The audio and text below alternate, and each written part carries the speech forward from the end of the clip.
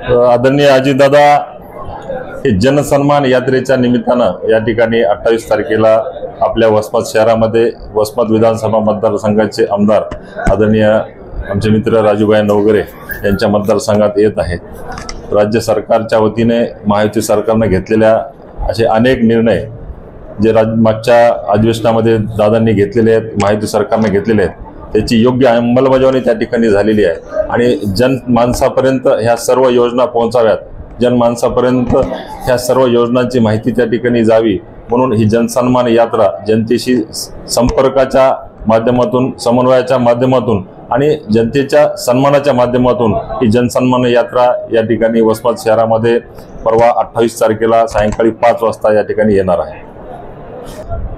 अजितदादांची ही जनसन्मान यात्रा ही दादांच्या नेतृत्वाखाली 8 तारखेला उत्तर महाराष्ट्रात पहिला टप्पा, दुसरा टप्पा पश्चिम महाराष्ट्र आणि आता हा तिसरा टप्पा आपल्या मराठवाड्यामध्ये त्या ठिकाणी येणार आहे।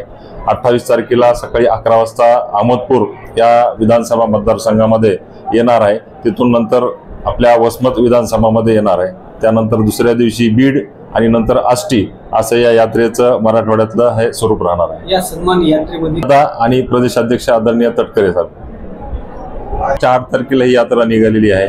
मी बऱ्याच ठिकाणी या दौऱ्यांमध्ये दादांच्या सोबत होतो, परंतु मी तुम्हाला अत्यंत आनंदाने सांगतो की मुख्यमंत्री माझी लाडकी बहीण योजना या योजनेअंतर्गत 2 हप्ते राखी पौर्णिमेच्या 2 दिवस अगोदरच आमच्या सर्व लाडक्या बहिणींच्या खात्यावर त्या ठिकाणी जमा झालेले आहेत।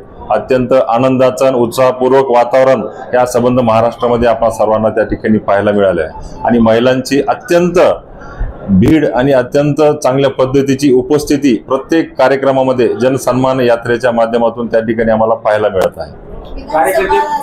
विधानसभेची तयारी तर आहेच आहे। 2 महिन्यामध्ये विधानसभेच्या निवडणुका आहेत।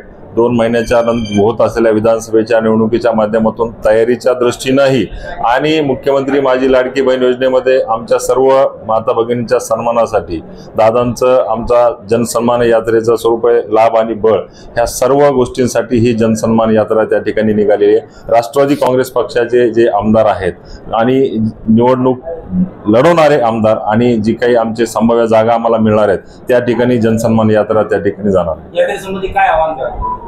यात्रेसंबंधी माझी सर्व वसमतवासियांना, वसमत विधानसभावासियांना विनंती आहे की 28 तारखेला ही जनसन्मान यात्रा आदरणीय उपमुख्यमंत्री अजितदादा यांच्या नेतृत्वाखाली आपल्या वसमत येथे येत आहे। या यात्रेच्या माध्यमातून माझ्या वसमत विधानसभा मतदारसंघातील सर्व मायमाऊलींना, माता भगिनींना, सर्व तरुण मित्रांना, सर्व शेतकऱ्यांना विनंती आहे की या यात्रेमध्ये आपण त्या ठिकाणी यावं आणि आदरणीय अजितदादांचं मार्गदर्शन त्या ठिकाणी आपण सर्वांना ऐकू।